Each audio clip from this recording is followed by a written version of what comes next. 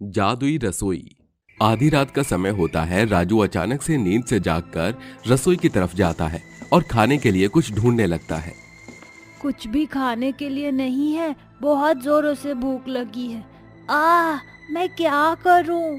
राजू के पेट में दर्द हो रहा था। खाना ढूंढने पर भी उसे कुछ खाने का नहीं मिलता और वो पानी पीकर सोने चला जाता है। अगले दिन जैसे ही सवेरा होता है, पुष्पा अपनी पड़ोस की काकी से थोड़े से कच्चे चावल मांगने लगती है। काकी, थोड़े से कच्चे चावल मिलेंगे क्या? हमारे घर में राशन खत्म हो गया है। जैसे ही राशन डलवा लूंगी तो तुम्हारे चावल वापस लौटा दूंगी। अरे नहीं बेटी पुष्पा, तुझे लौटाने की कोई जरूरत नहीं है। मेरा तेरे प्रति जितना बन सकता है मैं तेरे लिए जरूर करूंगी।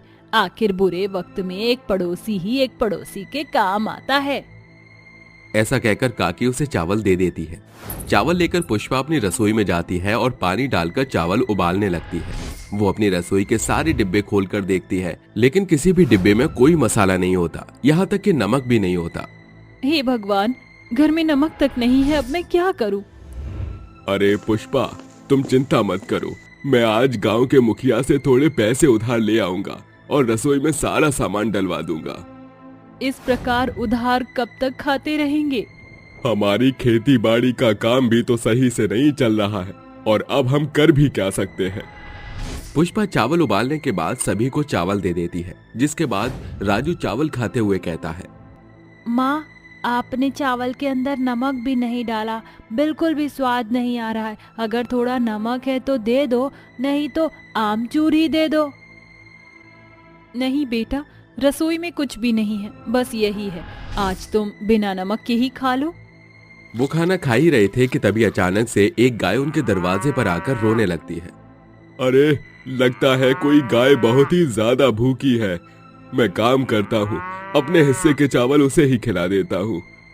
मनोहर निस्वार्थ अपने सारे चावल उस भूखी गाय को खिला देता है, जिसके बाद चावल खाते ही वो भूखी गाय अचानक से एक देवी के रूप में बदल जाती है और मनोहर से कहती है, खुद भूखे रहने के बाद तुमने मेरी भूख मिटाई, तुमने मेरी परीक्षा पास कर ली।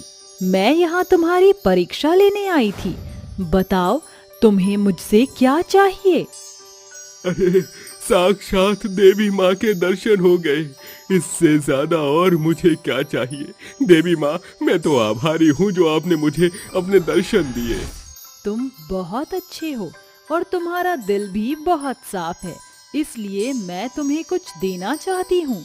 देवी माँ ऐसा कहकर अपने हाथ आगे करती है, जिसके बाद उनके हाथों पर एक कलश प्रकट होता है, जिसमें पवित्र गंगा जल होता है। देवी माँ वो कलश मनोहर को देते हुए कहती हैं, ये कोई मामूली जल नहीं, बल्कि बहुत पवित्र जल है। इस जल को अपनी रसोई में जाकर चारों तरफ छिड़क देना और उसके बाद चमत्कार देखना। ऐसा कहने के बाद देवी माँ वहाँ से गायब हो जाती हैं, जिसके बाद मनोहर पवित्र जल लेकर पूरी रसोई में छिड़क देता है। देखते ही देखते उसकी पूरी रसोई जादुई रसोई में बदल जाती है और रसोई के अंदर से मसाले के डिब्बे, चकला, बेलन, गैस सिलेंडर मनोहर से कहते हैं, तुम्हारा स्वागत है। मैं जादुई नमक हूँ, चाहे जितना भी डालोगे सब्जी में, केवल उतना ही स्वाद लूंगा जितने की जरूरत है। मुझको डालो और स्वादानुसार भोजन को प्राप्त करो। अरे, हम कहना ही भूल जाना, ये सब माजरा हमरे आगे फेल है। हम यहाँ सबके दादा हैं। हे भगवान, ये सब मैं क्या देख रहा हूँ? कहीं मुझे कोई सपना तो नहीं आ गया? क्या सच में ये मिर्ची के डिब्बे, ये गैस चूल्हा, ये नमक का डिब्बा और यहाँ रसोई के सारे सामान में जान आ गई है और मुझसे बात कर रहे हैं? मनोहर अपने आप से इतना कहता ही है कि तभी वहाँ पुष्पा और राजू भी आ जाते हैं और वो भी ये सब नजारा देखकर हैरान रह जाते हैं। जिसके बाद मनोहर पुष्पा की देवी माँ की सारी बात बताता है। ये तो सच में बहुत बड़ा चमत्कार है। कहाँ तो हमारे घर में खाने का एक दाना तक नहीं था और अब देखो पूरी रसोई चकाचक भरी पड़ी है। ऊपर से ये सभी हमसे बात भी कर सकते हैं।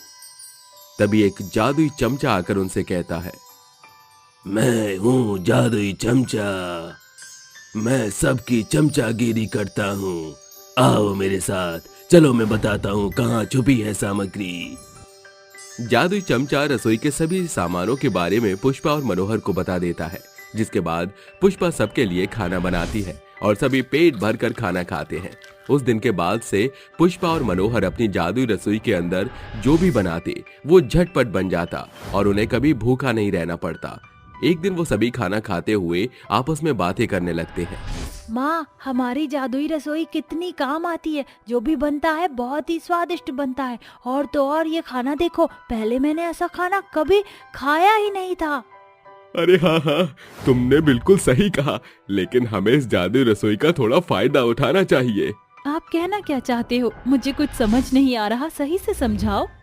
क्यों ना हम एक ढाबा खोले, हमारी जादुई रसोई और उसके अंदर जादुई सभी सामान हमारा उसमें साथ देंगे। आप बिल्कुल सही कहते हो, लेकिन उससे पहले हमें जादुई रसोई से बात करनी चाहिए। पुष्पा की बात मानकर मनोहर और पुष्पा दोनों ही जादुई रसोई से बात करने जाते हैं। पुष्पा रसोई के अंदर जाती है, जिसके बाद रसोई के अंदर रखा सारा सामान जादुई में बदल जाता है और पुष्पा से कहता है, अरे बताओ बताओ, तुम्हारी क्या मदद करनी चाहिए? हम तुम्हारी सभी मदद को पूरा करेंगे। अरे हम सोच रहे थे कि क्यों ना हम तुम्हारी मदद लेकर अपना एक अच्छा सा ढाबा खोले। क्या तुम इसमें हमारा साथ दे सकते हो? हमारा कमाने का कोई साधन नहीं है और हम बहुत गरीब भी हैं। अगर तुम हमारी मदद करोगे तो हमारी कई सारी परेशानियां दूर हो जाएंगी। अरे ये तो बहुत ही भाग्य वाली बात होगी हम सभी के लिए। अरे तुम जितनी कहोगे मैं उतनी पूरी रोटी बेल दूंगा और भरपूर लोगों को खाना खिला दूंगा।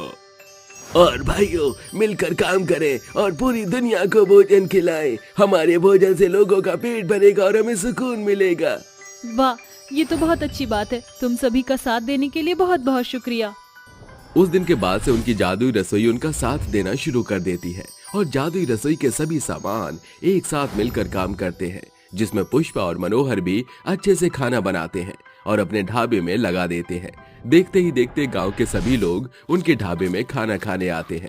अरे वाह, क्या बात है, ये तो बहुत ही स्वादिष्ट खाना है। इतना स्वादिष्ट खाना तो मैंने कभी खाया ही नहीं। मजा आ गया। अरे भैया, कौन सी रसोई से ये खाना बना कर आया है? और लगता है किसी जादुई रसोई में से खाना बनकर आया है। बहुत ही स्वादिष्ट है। गांव के सभी लोग खाना खाकर बहुत ज्यादा खुश होते हैं, जिसके बाद जादुई रसोई का खाना पूरे गांव में फेमस हो जाता है, जिसके चलते उनका ढाबा भी अच्छे से चलने लगता है। अब उनकी परेशानियां धीरे धीरे दूर हो जाती हैं और वो अपने जीवन में खुशी खुशी रहने लगते हैं। हे भगवान, मैं क्या करूं?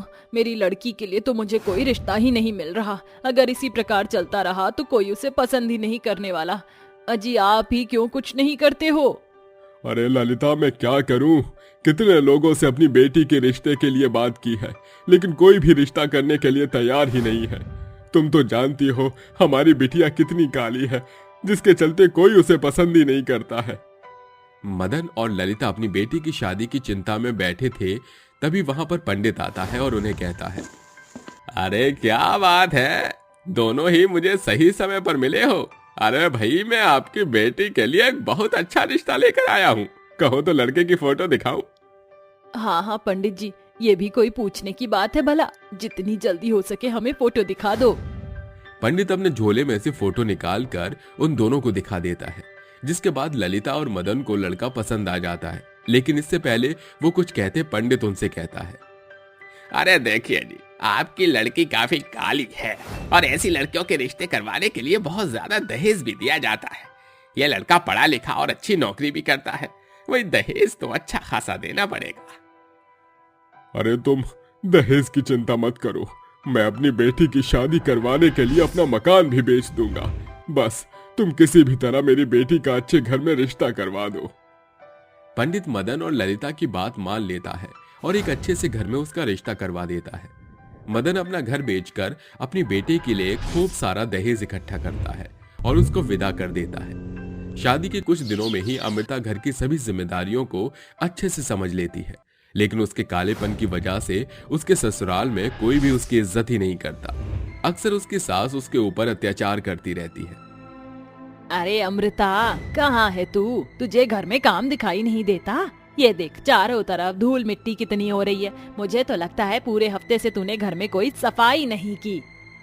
नहीं माँ जी, ऐसी बात नहीं है। दरअसल बात यह है, मैंने अभी ही सफाई की थी, लेकिन सुबह से बहुत ज्यादा हवाएं चल रही हैं, जिसके चलते घर के अंदर धूल मिट्टी उड़कर आ गई है। बस बस बस बस कर, मैं जानती हूँ तू बहुत ज्यादा बहाने बनाती है। तेरे ये बहाने मेरे सामने नहीं चलेंगे। मैंने कहा ना अभी के अभी इस घर में अच्छे से साफ सफाई कर। ठीक है माँ जी, मैं साफ सफाई कर देती हूँ। अमृता पूरे घर की साफ सफाई कर देती है। ऐसे ही रोजाना उसके घर पर बहुत अत्याचार होने लगते हैं, यहाँ तक कि उसका पति वीरेंद्र उसे अपनी पत्नी भी स्वीकारने से मना कर देता है और उसे हमेशा दूरियां बनाकर रखता है। देखो, तुम मुझे बिल्कुल भी पसंद नहीं हो, इसलिए मुझसे दूर ही रहो। मैं किसी और से प्यार करता हूँ। अगर आप पहले ही किसी और से प्यार करते थे तो आपने मुझसे शादी ही क्यों की? क्योंकि इससे अच्छा तो आप मुझसे शादी ही ना करते तो ही अच्छा होता। अमृता का जवाब सुनते ही वीरेंद्र उसके मुंह पर एक जोरदार तमाचा मारता है, जिसके बाद वो गुस्से से चला जाता है। शाम को अमृता और माधुरी वीरेंद्र के आने का इंतजार करते रहते हैं, लेकिन वीरेंद्र घर पर आता ही नहीं। अरे कलमुही करमजली, आखिर तूने ऐसा क्या कह दिया मेरे बेटे से जो मेरा बेटा अभी तक नहीं आया है? जी मैंने तो उन्हें कुछ कहा ही नहीं था, पता नहीं क्यों मुझसे नाराज होकर चले गए। वैसे माँ जी, जब आपको पता था कि वीरेंद्र जी किसी और से प्यार करते हैं तो आपने मेरी शादी वीरेंद्र जी से क्यों करवाई? अरे किसने कहा कि वीरेंद्र किसी और से प्यार करता? ये सब झूठ है, ऐसा कुछ नहीं है। माधुरी सच्चाई सामने आने के बाद भी उसे मुकर जाती है, लेकिन तभी दरवाजे की घंटी बजती है। मुझे लगता है कि वीरेंद्र जी वापस आ गए हैं, मैं जाकर दरवाजा खोलती हूँ। अमृता जैसे ही दरवाजा खोलती है, दरवाजे पर उसका पति वीरेंद्र खड़ा होता है और वो एक लड़की के साथ शादी के जोड़े में होता है। वीरेंद्र जी आप आ गए, लेकिन ये लड़की कौन है और आप इसके साथ शादी के जोड़े में क्यों खड़े हैं? अमृता, ये मेरी पत्नी है। जाओ मेरी माँ को बुलाकर लाओ, वो हमारा गृह प्रवेश करेंगी। तभी वहां पर माधुरी भी आ जाती है। पहले तो वो हैरान रह जाती है, लेकिन जब वो अपनी नई बहू का चेहरा देखती है तो वो भी उनकी खुशी में शामिल हो जाती है। अरे वाह बहू, बहुत सुंदर हो तुम तो, तुम्हारे नैन नक्श भी बहुत सुंदर है। अरे वीरेंद्र, तेरी पसंद तो कसम से बहुत ही गजब है। तूने मुझे पहले ये लड़की दिखा दी होती तो मैं इस काली कलूटी से तेरी शादी कभी नहीं करवाती। अरे माँ जी, आप ये कैसी बातें कर रही हो? मेरे होते हुए इस घर में दूसरी बहू कैसे आ सकती है और आप इस लड़की का गृह प्रवेश कैसे कर सकते हो? ये सब ठीक नहीं है। अरे जरा शक्ल देख तू अपनी, क्या तेरी शक्ल इस घर की बहू बनने के लायक है? जा चली जा यहाँ से, मैं तेरा चेहरा भी नहीं देखना चाहती। अपनी सास का ऐसा बर्ताव देख बेचारी अमृता रोते हुए अपने कमरे में चली जाती है। उसे कुछ समझ नहीं आता। देखते ही देखते कुछ दिन बीतने लगते हैं। अब माधुरी अपनी बहू शेफाली के साथ मिलकर बेचारी अमृता के ऊपर बहुत अत्याचार करती है। अमृता के पास और कोई रास्ता नहीं था। वो अपनी सास और सौतन के अत्याचारों को सहन करती हुई उसी घर में रहती है। मेरे पास कहीं और जाने का कोई और रास्ता भी नहीं है। अब मैं क्या करूं? मुझे इसी घर में रहना होगा अपनी सौतन के साथ। देखते ही देखते कुछ महीने बीत जाते हैं और बेचारी अमृता सबके अत्याचार सहते हुए उसी घर में रहती है। वहीं दूसरी तरफ शेफाली को 9वां महीना चल रहा होता है। एक दिन अचानक से उसे लेबर पेन शुरू हो जाता है।